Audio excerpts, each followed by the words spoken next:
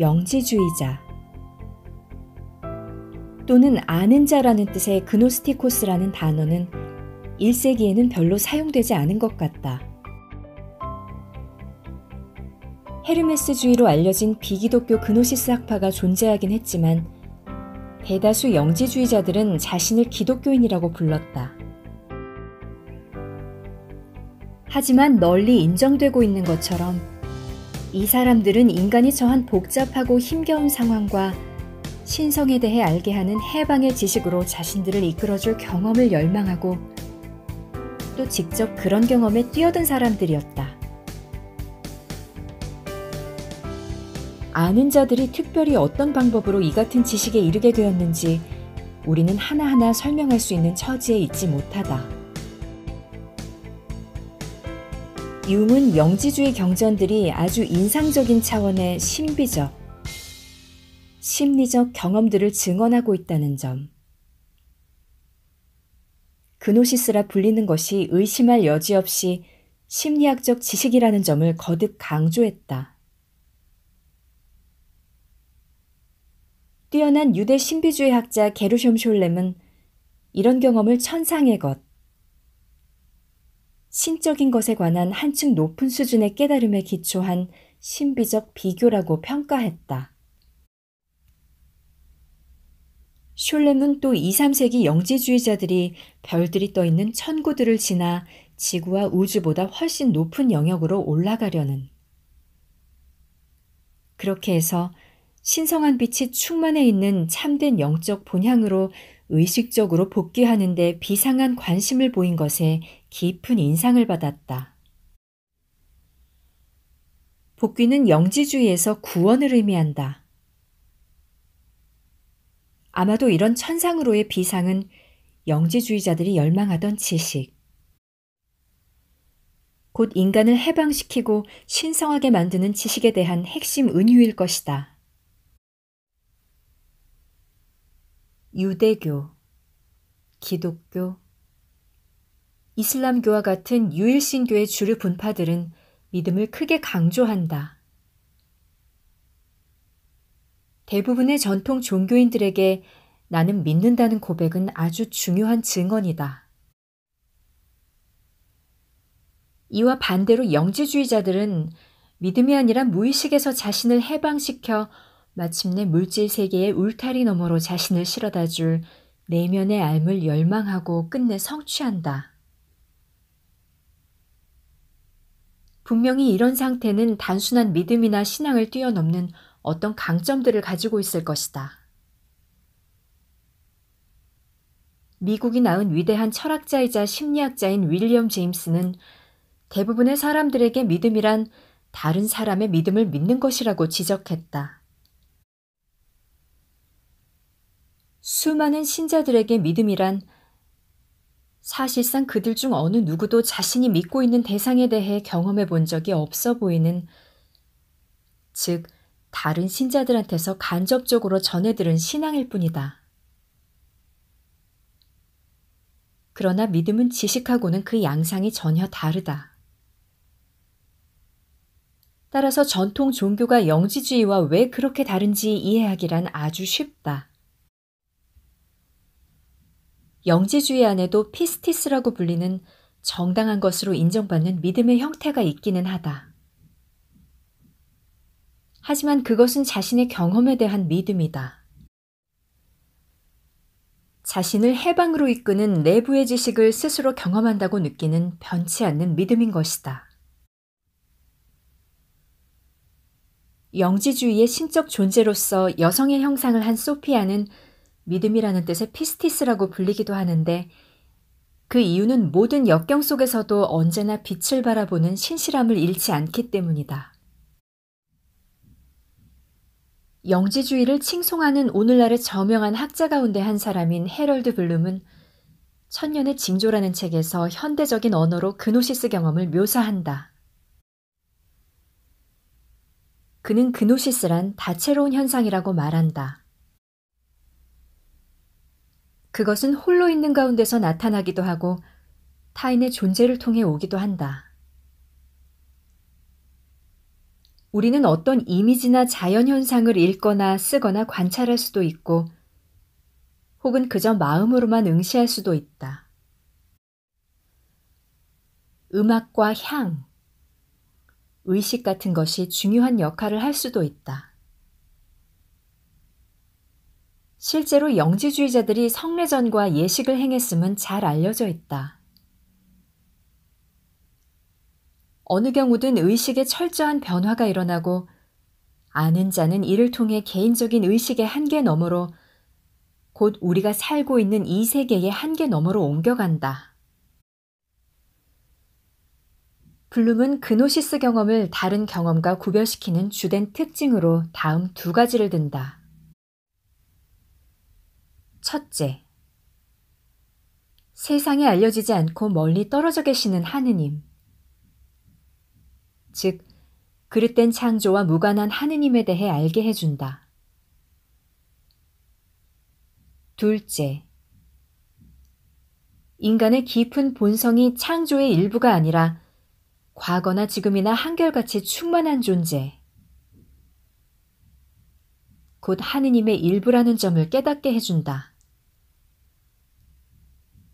이 하느님은 세상이 숭배하는 그 어떤 존재보다도 인간적이며 또한 신적이다.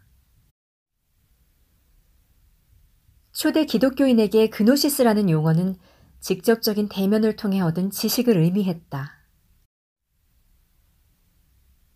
성 바울은 인간이 갖고 있는 하느님에 대한 지식을 언급할 때 이 용어를 즐겨 사용했다. 환상적인, 그러나 때론 눈에 보이듯 선명한 그노시스의 특성에 관해 바울이 가장 분명하게 언급한 것 중 하나는 고린도 교인들에게 보낸 두 번째 편지에서 찾아볼 수 있다. 하느님은 우리의 마음속을 비추셔서 그리스도의 얼굴에 나타난 하느님의 영광을 아는 지식의 빛을 우리에게 비추셨습니다. 여기서 바울이 말한 지식이 바로 그노시스다. 영지주의적 특징을 보이는 또 다른 사도 성 요한은 하느님이나 그리스도를 아는 것에 대해 자주 언급했다. 요한복음을 읽은 사람이라면 누구든 그 글쓰기 방식이 영지주의자들의 시적이고 환상적인 글쓰기 방식과 흡사하다는 데 놀랄 것이다. 신약성서에는 그노시스를 강조하고 있는 곳이 많은데 이는 주류 기독교 신비가들과 영지주의자들이 그노시스라는 단어를 얼마나 중요하게 생각했는지 알 수 있는 근거가 된다. 댄 머커라는 통찰력 있는 학자는 영지주의, 신비적 환상과 하빌의 비교 전통이라는 책에서 서로 밀접하게 연결된 두 종류의 경험이 그노시스의 경험적 근원을 이룬다고 말한다. 그중 하나는 비록 개인의 심적 경험 속에서 벌어지고 그래서 사람마다 조금씩 다르긴 하지만 궁극의 실제를 드러내는 독특한 형식의 환상 경험이다. 다른 하나는 신비스런 하빌의 경험이다. 영지주의자들은 이런 환상을 19세기 오컬티스트처럼 상위 차원에 존재하는 외부 정보를 초감각적으로 인식한 것이라고 여기지도 않았고 훨씬 신비적인 경향에 기울어 있던 그리스 철학자들처럼 추상관념을 우의적으로 표현한 것이라고 생각하지도 않았다.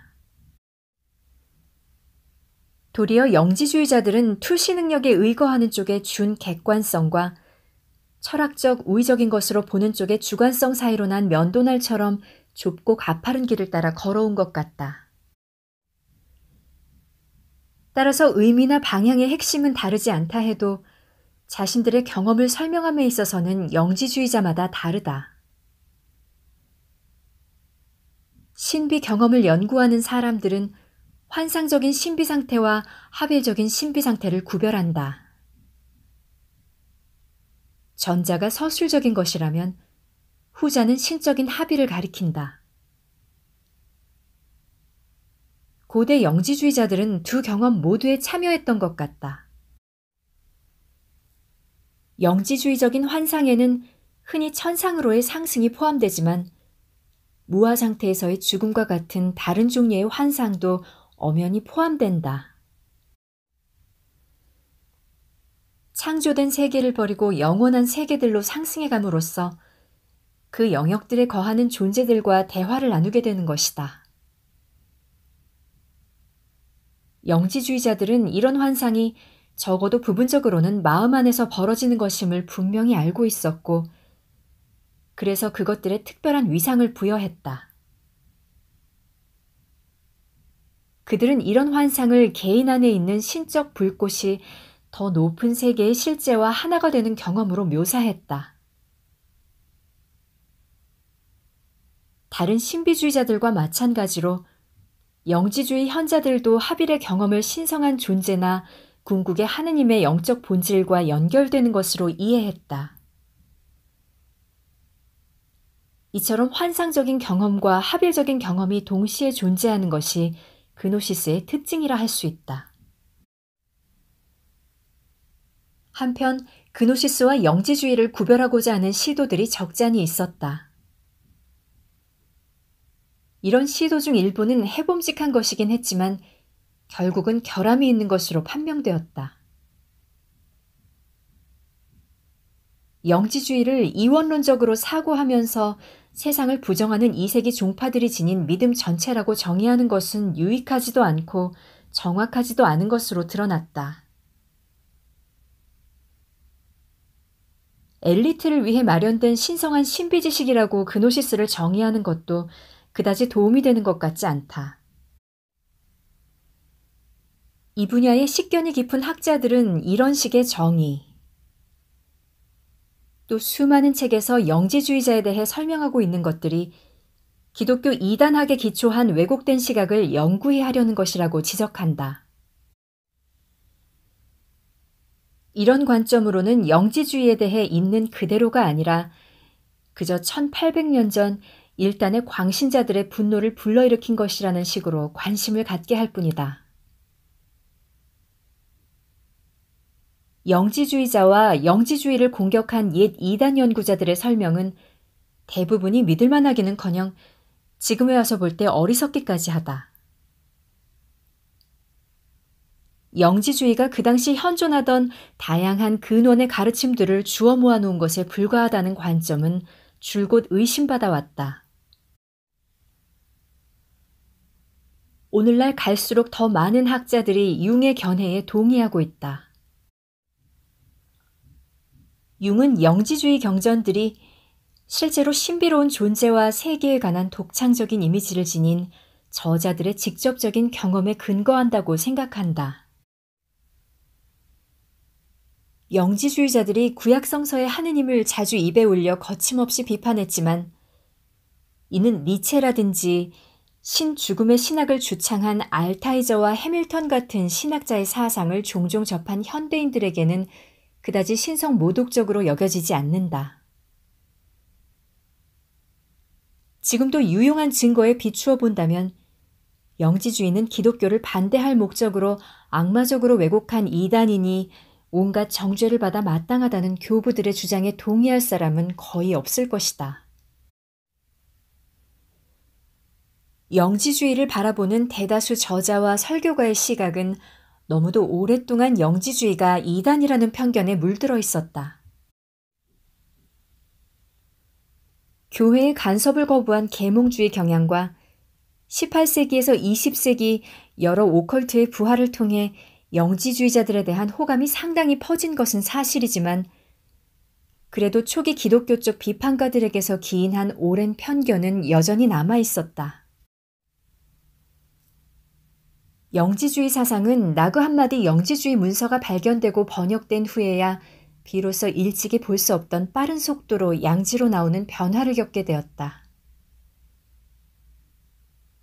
21세기의 문턱을 막 넘어선 지금 마침내 그 긴 시간 동안 우리 문화를 지배해온 지독한 편견에 가로막히는 일 없이 영지주의를 설명할 수 있게 되었다. 그렇다면 영지주의란 무엇이며 영지주의와 그노시스 경험은 어떤 관계가 있는가?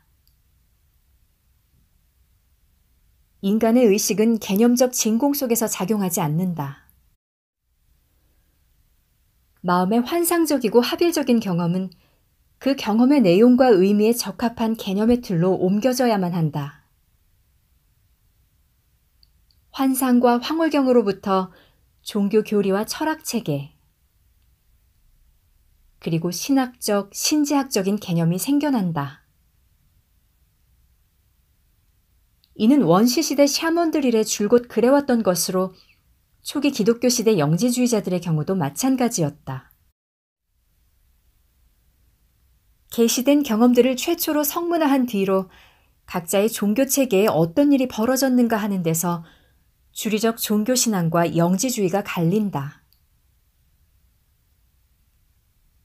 전통적인 종교가 경전에 기록된 자신들의 바탕 경험에 대한 이야기에 만족해 있는 반면 영지주의자들은 처음 경험한 그노시스를 더욱 확장하고 확대시키려고 계속 노력한다.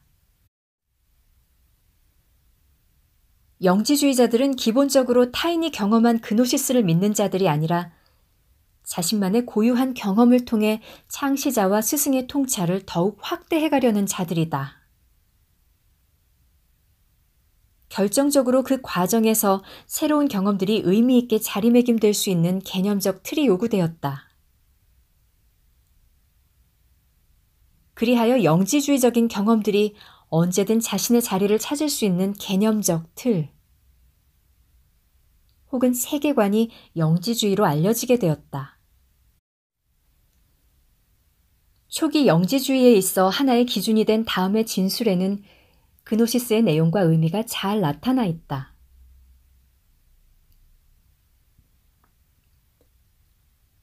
우리를 자유롭게 하는 것은 우리가 누구였는가? 우리가 무엇이 되었는가?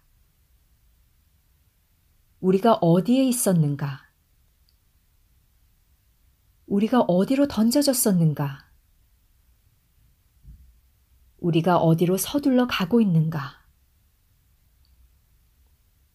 우리가 무엇으로부터 자유로워지고 있는가? 진정 무엇이 태어남인가?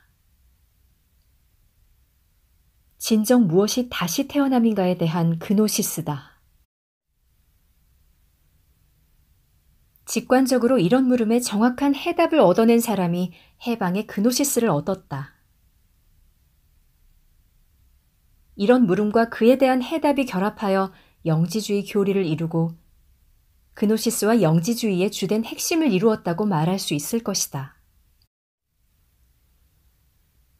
오늘날 이 문제를 탐구하는 사람 중에는 영지주의 없는 그노시스가 존재할 수 있으며 영지주의적 세계관을 받아들이지 않고도 환상과 합의를 경험할 수 있다고 생각하는 사람이 있을지도 모르겠다. 이에 대해 고대 영지주의자들이나 현대의 지지자들은 그런 일이 가능은 하겠지만 생산적인 결과를 낳지는 못할 것이라고 답할 것이다. 그런 비상한 경험이 이해될 만한 상황이 못 되는데 그런 경험을 한들 좋을 게 뭐가 있겠는가? 맨 처음 그런 경험들을 발판으로 삼아 발전한 영지주의 전통이 있었고 이것이 그 후에 영지주의적 경험들을 촉진시키는 독특한 토양이 된 것이다. 분명 그노시스와 영지주의는 서로 도움을 주고받는 밀접한 관계에 있으며 이 둘이 분리된다면 어느 쪽이든 손상이 불가피하다. 오늘날 우리는 영지주의자들이 이해와 그 이해에서 비롯되는 통찰을 늘 중요시했다는 걸 알고 있다. 이들에게 이해는 일상적인 것도 세속적인 것도 아니었다. 그것은 신적인 동시에 인간적인 것들에 대한 신앙이나 철학에서 보통 접할 수 있는 것보다 훨씬 더 고귀한 지식, 훨씬 더 심오한 통찰을 구체화한 것이었다.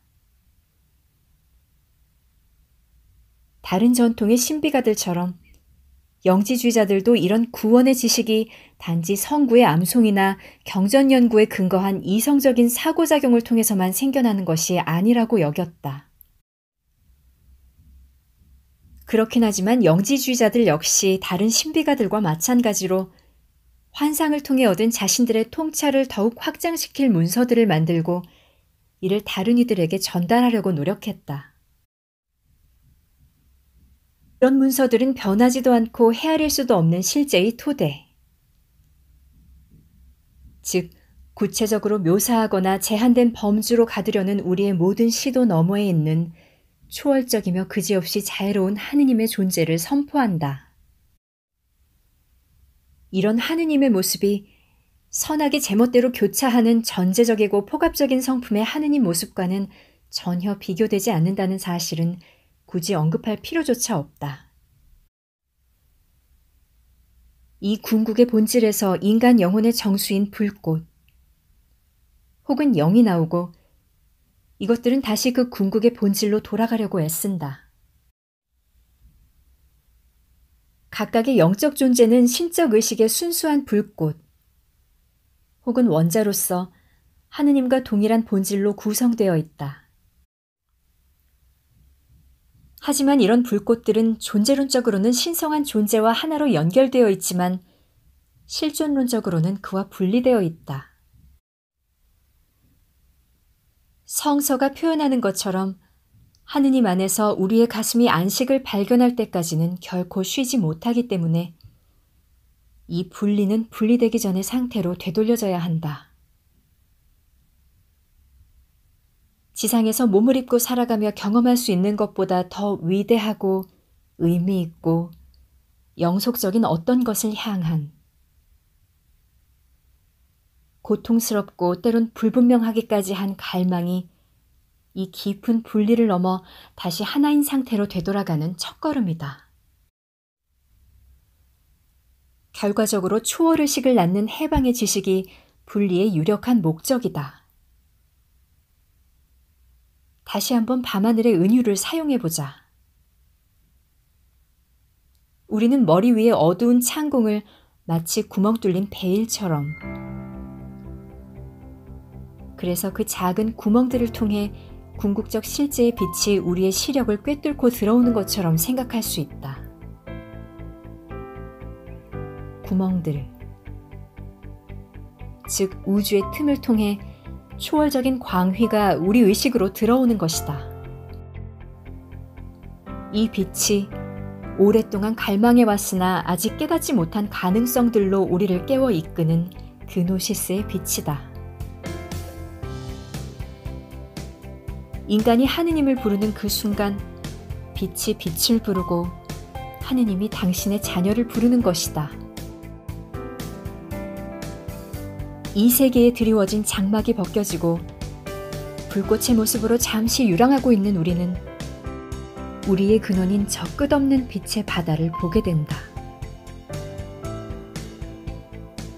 이것이 바로 지금까지도 계속되고 있는 영지주의자들의 환상이다.